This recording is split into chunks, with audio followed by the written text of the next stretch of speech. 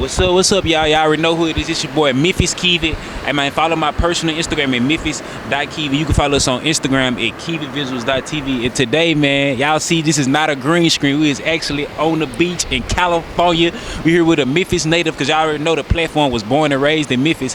So, man, what's up with you, man? Hey, it's your boy ATM Bezel, man. We coming live from San Diego, California, man. What going on, man? I appreciate you having me here today, for it's real. It's all love, man. So, bro, before we get deep into it, I always like to ask my guests, especially men, like, how your mental health feeling? Like, how you doing, like, it just as a man, bro? Man, I gotta say, it's improving. You know what I'm saying? It's a work in progress for myself. You know, just bounce back from a lot of things that I had to endure in my past. But you know, being a black man in America, your mental health ain't gonna all be straight. It ain't gonna be straight all the way anytime anyway. You know what I mean? Yeah, hell yeah, man. How does California life treat you, man? You know what I'm saying? All the way from down south to out here on that west coast. How you feeling? Like, how California lifestyle is? Man, it's a blessing, man, a big blessing because you know what I'm saying. Like, just living this, you know what I'm saying, this peaceful life that I'm living. You know, there's a lot of people where we come from, they ain't able to do it. You know what I mean? When exposed to it. You know what I'm saying? So I want to be that voice for the people that think that they can't do it. Yeah, you can. I'm telling you that you can. Yeah, hell yeah. So let's take it back, bro. Like, how was it coming up for you, bro? Like, what was you, like, we already know you from Memphis because you just said that, but like, what was you into as a kid? Like, how was that Memphis life for you? Because, you know, you got different sections of Memphis. You got, it's really a part of the city. We're going to keep it 100, but some people do live better than some people. So talk about your childhood. For me, it was primarily based off of hooping. You know, I had hoop dreams, you know what I'm saying? And in the environment that I was raised in when I was younger, you know what I'm saying, I was exposed to a lot of things that kids my age that wouldn't be exposed to in other places, you know what I'm saying? So, you know, I wasn't blind to a lot of things, but I always knew right from wrong, you know. I always been a hustler. I always been a money getter. That's just always been my thing. But I feel like the right way of doing things was, like hooping. That was my thing, my focus when I was coming up. And then, you know, it got to a point where I had that realization, like, I ain't the coldest hooper in Memphis, man. I gotta do something. And I really wasn't intrigued by school or nothing like that. I really didn't want to go to school, so I was like, you had the opportunity to go to college though? Yeah, man, I really did. So at TSU, I had took a trip up to TSU. I went down to Ole Miss. You know what I'm saying? I checked out a lot of colleges, but nothing was just like pulling me to say, like, bro, go for the education. You know what I'm saying? So like I said, I was drawn to like just making that fad money, you know what I'm saying, any kind of way possible. But that's, you know, typical Memphis shit though. It's a hustling ass city, bro. You know what I'm saying? It's typical Memphis shit. But you go ahead on what you were saying. Man, we breed hustlers, and you know what I'm saying. I'm like, man, you know, sitting up, going through, you know, X amount of more years of school, like, you know, I'ma still have to wait to get paid after this. So what's another way I can get paid? And sure enough, man, I graduated from Germantown High School, and Mr. Collins, he was my criminal justice teacher. And he had somebody come through that day when I went to class that had graduated before me that was already in the Navy. So he coming back flexing with the Mustang, and at that time was when we was rocking polo t-shirts. You remember that? With the Levi's 501? Yep. We'll put the loafers on with us sometimes. All me. I remember that shit. That was some Memphis shit, man. You know what I'm saying? So, you know, he came back, you know, I'm seeing it. I'm like, man, okay, the military don't sound too bad at all, man. Let me see what's up with it. And sure enough, man, I graduated in 2016 in May. I was gone in October 2016, that same year. Yeah, you graduated from Germantown High School, you said. Germantown High School, man. Germantown's finest, for real, man. Yeah. They gonna say whatever they want to say about Germantown, man, but I'm one and the only, man. Come on. Yeah, so when you graduated, of course, you went to the Navy, you did boot camp and all that. What cities did you hit before you landed up in San Diego? Man, so the deployments was something else, man. So I went to boot camp in Chicago, 2016. Then I had to go to A school after that. That was down in Pensacola, Florida. I was there for like a couple months. Then I came back to Memphis before I was stationed, because my first duty station was in Japan. Okay. So I was like, before I go overseas, I got to kick it at home first, you know, say goodbye to the fam, you know, all that. And little did I know, that's when my life was starting again. And, you know, I got shipped over there to Japan. I was there for my first 4 years, 4.5. Man, it was an experience like, but how is it, like, just being away, like, always, cause it's like a whole new world, bro, I bet. Like, you don't know nobody out there. Them people out there are foreign. You can't trust none of them motherfuckers. No, well, not motherfuckers, I'm sorry. But you can't trust none of them people, bro. Like, how is it, like, have you ever suffered from depression just being away like that, or like? It was like that in the beginning because I had never really been outside of Memphis. Yeah. So, like, putting me in a whole new place like that, it was a whole thing for adjusting. So it took me a lot of time to get adjusted over there. And then once I did get adjusted to that way of life, and I saw how peaceful it was, a lot of people think like, you know, they don't like Americans over there. The younger generation actually love us. It's the older generation that's still harping on feelings from like World War II and everything. So by the time I get there, you know, I hit the club and they playing Block Boy JB, they playing Coke Cash, they playing everybody that we would normally listen to back at the crib. So I'm like, man, it's cold, man. You know, if they music getting played over here, I know I can get it going over here. You know what I'm saying? Hell yeah, man. So where did the music begin for you, man? Like, when did this come into play? Like, when did music start? It really started. It started all the way back in Memphis. Shout out to my cousin DJ, man. Okay. You know what I'm saying? He was the rapper of the family. You know, I would go over there. You know, his daddy was a Cowboys fan. My daddy, he a Pittsburgh Steelers fan. So you know, you can already imagine what that house like, man. And so while they in the front watching the game, DJ in the back, you know, cooking up on the computer. I go back there with him, chop it up. You know, start writing. That's how the writing started. And then, you know, of course, like I said, hooping was my passion. So I didn't really pay no mind to no music up until I got to Japan. And then I saw another homeboy that was the rapper going into the Navy. I saw how he, you know, went to his first studio session we went to out there. I said, damn, that's all I got to do. And it just took off from there. I just stood with it. So have you always been intrigued with the making of music? How some people put their words together? How some people just flow with the beat and shit like that, bro? Like, cause me, for example, bro, I've always been amazed with media. How people can just sit down and break people's lifestyle down and just make people comfortable. Have you always had that interest in music? It took me a minute because I had to learn about it first. Okay. Because I just craft of it. Yeah, okay. I just jumped in the head first. You know what I'm saying? Didn't even know how to put a song together. If we being honest, you know what I'm saying? I didn't know how to read music. None of that up until like. And then the guys that I was working with, mind you, they not American, they Japanese, but they know English. So my Memphis accent, the engineer's Japanese accent, we having a hard time understanding each other, but we still can piss you off sometimes. Like, bro, come on, like, come on, fool, come on, bro. You know you. But at the end of the day, we would still get everything done. And then my first song I got done with my Japanese engineer. Shout out to Ichiro. Okay. I swear it's called Big Rex. I recorded this joint, and then I had a show like a couple weeks later. I'm going around my ship because I'm still going to work every day. Yeah. And I'm letting everybody know, hey, I got a show coming up. This is my first song. This is what I'm be performing. Y'all listen to it while y'all in the gym, while you at work. You know, I worked on the carrier, 5,000 plus people. So I get one song that turns one person into three people to six. The numbers just keep doubling. So by the time my show come, I got 50 plus people at my show waiting on me to perform. Yeah. They already listen to my song and they rapping it word for word in my very first show. I can't make this up. Yeah, so they kind of inspired you to be like, man, nigga, this shit possible. I'm gonna keep going on. Man, I'm telling you, it stuck with me. I'm telling you, for real. Yeah. So let me ask you something about the state of hip hop today. What's your opinion? Cause man, we saw what's coming from Memphis, man. You know what I'm saying? Like, that's where hip hop, like, we were like one of the hip hop pioneers. Hip hop changing every year, bro. You know what I'm saying? Like, back in 2016, when you was in high school, bro, it was like on some crunk shit. Then it started going to drill and shit like that. How do you feel about the state of hip hop today? Like, how do you feel about it today?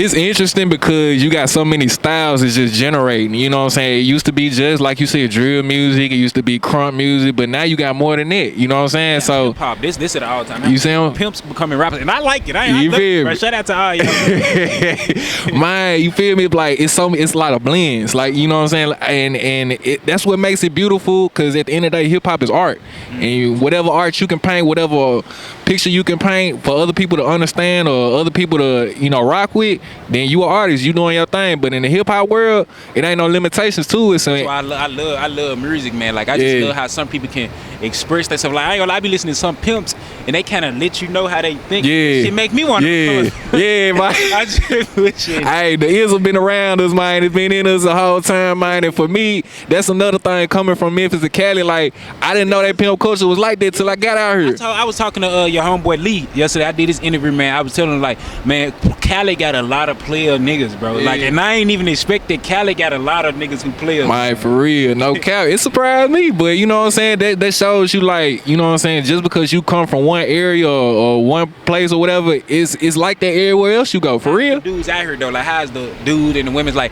Is it like an embrace of culture, or is it like they kind of standoffs until they get to know you better and shit like that? It's more yeah, cause you ain't finna just come up in here and walk in San Diego and think you finna run some. Okay, yeah. So yeah, with me, I've been here since 2020, and I just hit the ground running like any other artist that's either from here or not from here. But you know what I'm saying? I'm being here, you know, I'm living here, I'm being respectful here, and like I said, I tell everybody San Diego is a blessing to me, man, cause you know, I could have been anywhere else. You know what I'm saying? I couldn't even been here in the first place. So now that I'm here and God's showing me how beautiful this land is and the opportunities I have here that I don't even have in Memphis, man, I can't get this up. I support these people wholeheartedly, no cap. Yeah. So sometimes, bro, with you being from down south and you migrating to the West Coast, cause man, I love the West Coast. West Coast is beautiful, man. West Coast inspiring me, nigga. You know what I'm saying? But sometimes you look back and be like, damn, if I was down south, bro. Not saying that you're not blown up now, but I'm saying if I was down south, nigga, I would have been on top right now. As far as me being out of the West Coast and the music scene, not really out here how it is down south. Man, it's like a night and day difference because it's like one of them things. Like if you don't expose yourself to the rest of the world, you only gonna be local. You know what I mean? Facts. So I'm doing this, man. You feel me? Yeah. There you go. That's perfect. And then, like if I'm in Memphis and I'm just doing rap, I'm gonna be just categorized as any other Memphis rap artist. You see what I'm saying? But I come out here and I let these folks know, like, this is what we pumping out of Memphis, just so y'all don't have like a general description of like what's coming out. Oh, we got all type of flavor coming out of Memphis, man. I'm here to let y'all know. Yeah, dude. But so sometimes when you meet some of the San Diego artists, like, do they show you love? Do they be fucking with your accent? Do they fuck with the way you move? Like, how is the rappers out here? Like, are they friendly? Do they want to work with you? Some of them, you know, you got, you know, just like any other, I would say any other city for real, because you got people that's gonna be defensive anyway, because they want to protect their land. You feel me? They want to protect where they from. Because I look at it like this, you know, I know I'm an outsider coming in here, you know, doing my thing. So, but what about those rappers that's been here for a minute that, you know, they ain't got that spotlight either? And that's another thing. That's another reason why I'm doing what I'm doing, because yeah, I'm getting the spotlight. Yeah, I'm getting that love, but shit, I ain't gonna be here. I ain't gonna let nobody overstep nobody. Or I ain't gonna step on no toes. That's just not, that ain't in my principles or my morals. You feel me? Yeah, it's always a respect thing, man. And man, I see you iced up, man. You got on the watch, man. You got on the ATM Bezel chain. I'm fucking with it, man. You know what I'm saying? Know what's going on, man. Important is that as an artist, man, just to have. Do you recommend any young artists, whether you out here on the West Coast, down South, East Coast, it don't matter? Do you recommend them investing into jewelry? Now, jewelry is it's really a preference when it comes to investment. Now, you know, if you want to wait down the line of your career to invest in your jewelry, then you can do it. If you got the money on hand, go on do it. You know, if you want to build some credit or something, go on do it. It's ways around this, you know what I'm saying? Don't let these rappers or anybody else with a chain really like let that determine like, okay, he ain't got no chain, you know, he ain't really serious about his rap career. Yeah. You know what I'm saying? Like, if you got to go get it. That's my advice for real. But at the end of the day, all this shit, it depreciates. You know what I'm saying? Just like a chain depreciate, a watch depreciate, a car depreciate, all this shit do. You know what I'm saying? But you still can have whatever you have to represent you for yourself. You know what I'm saying? Of value, of quality. You know what I'm saying? You got yeah, man. So, you know, just always remember that if you're gonna get you a watch, if you're gonna get you a chain, whatever it may be. Yeah. To go back on the California lifestyle, man. What was that moment, bro, that made you, how did you even, because we never did get into that, how did you come to San Diego, though? How did you come out here to the West Coast? So in 2020, my daughter had passed away. That was the worst point in my life, man, and I feel like that's what made me the man that I am today. Yeah. You know, getting introduced into fatherhood at an early age, that was another thing too. You know, I knew I had to grow up even more than what I was at that time. You know, unfortunate circumstances surrounding with my baby girl's passing, it really took a toll on me.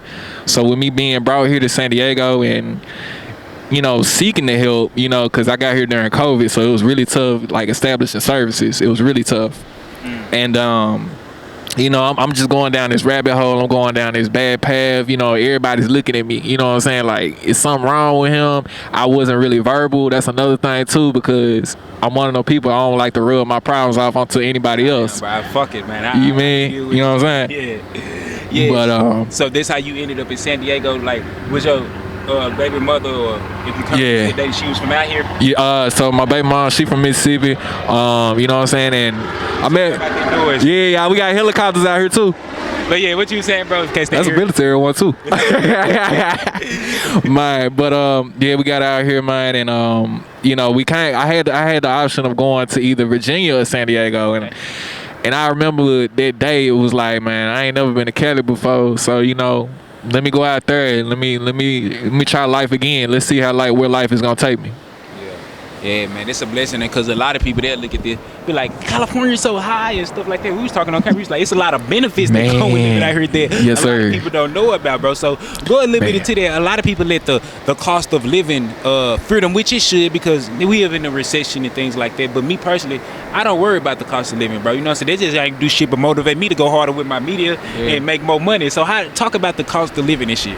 I mean, cost of living is definitely something serious out here. Like, if you don't have you a hustle, you know, the crazy part about it too, California has the highest homelessness rate in America for sure, by a long shot. But a lot of people don't want to leave, you know what I'm saying? Like, you could sleep in your car here, you know what I'm saying? You can't do that in Memphis. You know what I'm saying? So it's a lot of, that's just some small surface level. Like it is, like a lot of people don't be, it's just this lifestyle, like it's just that, like people be, it's a beautiful state, bro. It's a beautiful land. Hell, bro. So how do you feel? I ain't gonna lie, cause it got me hooked. I'm like, man, I almost don't even want to leave, but I've been in other places, of course, and you know, just the way of life. You got people, you know, we got my man walking behind the camera with the surfboard right now. He's enjoying life. He's enjoying life, and but that's just how it is around here, man. You know, you ain't got too much to look over your shoulder about unless you know in them streets, of course. But you know what I'm saying, like. It's just that quality of life out here. It's man. I can't even emphasize on it enough, man. Come and feel it, man. You gotta feel it for sure. You said it yourself. You was like man, I'm glad. Man, I swear, bro. When I first got introduced to the West Coast, I used to drive trucks over the road, bro. They used to have me in Oakland, Vegas, and shit. I got exposed to that when I first landed in the West Coast. I said, bro, nigga, I'm supposed to be out here, bro. You know what I'm saying? That what made me come off the road to want to focus on my media, because this where it's going on, it, bro. I gotta surround my brand and myself with it, bro. So talk a little bit about that. Like, how important is it to just multiply with your brand, with you rap, with ATM Bezel? What are you doing to keep on branding yourself and continue to stand on top of trends and just making sure you keeping up with the new wave? Putting that shit in everybody's face. That's the best way to do it. You know what I'm saying? Like I said, I've been a hustler for a long time, man. So one thing about it that just stuck with me, like whatever it is that you doing, make sure you the best at it. You know what I'm saying? Even if you don't think you up there or you see everybody else, mine keep going. You know, I had to take a break because I actually I had ruptured my Achilles tendon last year. So that took a lot out of me as far as mobility. I wasn't able to do nothing. I wasn't able to go to the studio. Yeah, I can sit at home and write, but you know, they get played out because you know I'm tiring myself out mentally, and you know out there trying to put things together. So you know, writer's block come into play sometimes. Yeah. So now you know, like that time period of me with my ruptured Achilles, I'm like, man, I'm thinking about giving up rap. Because it's like, man, I'm taking all this time off. I ain't doing no work. You know what I'm saying? I got all these personal problems going on in my life. Yeah. What's more important? My priorities are rap music. And I really was at my wit's end with it because I'm like, man, things ain't going my way. You know what I'm saying? Blessings weren't coming in. You know what I'm saying? Like just I'm thinking it's the end of the road for me. You know, but you know, just getting closer to God for me, that was another thing. You know, and talking to the people that love me. You know. Helping me move forward. Like, don't give up. Don't throw that white flag in because you gonna throw away all the work you put in before. Yeah. So yeah. That's just how it been. How important is it? Is a artist, bro? Sometimes, cause I don't know how I feel to be an artist. I'm not an artist, man. But sometimes, how important is it? Is it okay sometimes to take a 2-month break? Like if you know you getting fed in, like you need to drop. You need to probably go to the studio one day. That's why a lot of people, I feel like they pre-record, you know, so they can have shit to drop in case they want to take 2 months off just to get back in that creative mode. Do you do sometimes? It depends on, like, you know, for artists, it depends on the mission. Like if you want to be an artist to drop every other month, every quarter, you just have to be on that schedule. You know, that's what it depends, because if you're on that schedule where you know where you're going to release, or you know when you're going to go to record, when you're going to do touring, when you have that schedule down pat, then you can have your schedule for your downtime. So that's when you use that downtime is essential, just to recharge yourself, take a mental break, you know, whatever it may be. You know what I'm saying? I think that's recommended. I recommend that for any artist because I know how tiring this shit can be, for real. Man, what you got working? What you got coming up? You got any music videos? You got any albums finna get a job? Because I heard you talking on the phone with my brother earlier, man. Not to put your biz out there. You saying you working on something, bro. You had to, you know what I'm saying? So talk a little bit about what you got coming up. Man, I got a groundbreaking record called Pootie Tang. I'm finna drop this Friday. Dang, man. This Friday coming to every platform near you. We got the song and video dropping same day. We got flavors from San Diego. All man, I'm talking about. You know, I put some gems in there for everybody that's from San Diego. So y'all gonna appreciate the work that I put in on that motherfucker. No cap. Yeah. You know what I'm saying? And you know, moving forward, man, you know, Bezel, you know, I just dropped Friday the 13th. I just dropped that about 2 weeks ago. You know what I'm saying? We still cooking with that one. So would you say like you kind of on a mission right now? Like you kind of on a run right now? You kind of angry? This how I am with yeah. I'm angry, man. I'm angry, man. Yeah. I'm angry, man. You said it. I'm angry, man. I'm coming in the rap game with some anger, some vengeance, man. I'm coming in here, man. It ain't no playing, man. I know I'm all jokes and smiles all day, you know what I'm saying? But it ain't no playing when it comes to this, man, because guess what? I'm the best thing smoking up at the M. You hear me? Yeah. Do you think you'll ever move out of the West Coast? Man, I can't see it right now because I'm enjoying it so much. But eventually, man, I'm gonna be moving around. I'm gonna be somewhere else. You think you're gonna move around because of the cost of living, or you think you're gonna move around? Why you think you're gonna move around? Like is it the cost of living, or is it just like shit? It's overpopulated, or shit? I done got everything I want to. Cause it's you gonna get used to seeing these palm trees and shit. Yeah. So you gonna get used to that. And he's gonna be like, okay, I can go somewhere else now. But you know what? You know, I can't even say that. I ain't gonna say I'm getting sick of somewhere because I'm a person that don't know everything. So like, yeah, I might think that I've been everywhere in San Diego. It's actually places like we pulled up to this beach today. I ain't never been over here, and it's so nice because I've been to all the other beaches. You see what I'm saying? Yeah. So it's more to life than what we really know. You know what I'm saying? I can't say I get sick of San Diego, but I know for me to improve as an artist, I ain't from here, so I gotta move around. You feel me? Like I've been thinking, I love Texas. Shout out Houston, Texas, man. Y'all doing y'all thing down there. You see what I'm saying? Yeah, it's the new city that everybody starting to go to, bro. This is where a lot of content creators, a lot of rappers, and like this what they end up going to. Yup. So you know what I'm saying? It's the culture is everywhere. You know, the influence is everywhere. You know what I'm saying? We doing our thing, but me as an artist, y'all gonna see me everywhere. No cap. So you personally, bro, what do you feel like California missing? Cause it's like it's the place, but at the same time they just don't have that vibe. I don't know, bro. I don't know. It's just something about it, bro. They just, I don't know. It's not. I can't even put my hand on it, bro. I love the West. It's just something that they missing though. I think it's culture or something. You know, I feel like California wouldn't be California if they didn't have the culture they have right now. You know what I'm saying? Because in my mind, they do bring a lot of feel good from maybe like, you know, the 90s and the 90s feel. A lot of player shit. They bring a lot of player shit from back in the day. They still keep it relevant. You know what I mean? And a lot of places lose touch. You know what I'm saying? So like for Memphis, we got Orange Mound, first black established city in America. You feel me? And a lot of people know about it. A lot of people don't know about it. Mm-hmm. But those who do know, you know what I'm saying? Like this is what Memphis is. Yeah. So out here, you know what I'm saying, they got their culture that, you know, stems from back then, you know what I'm saying, still coming in today. Yeah. That's what they known for, and that's what's keeping the California alive. So, like my song California Freestyle, like when I heard that joint, I was like, man, I gotta dedicate something to California, but it's gotta be something on that Cali side, like something they can already fuck with. Yeah. And that's why I chose the beat that I fuck with, you know, the beat that I chose and everything. And you know what I'm saying, a lot of people here from California, they love that song. Yeah.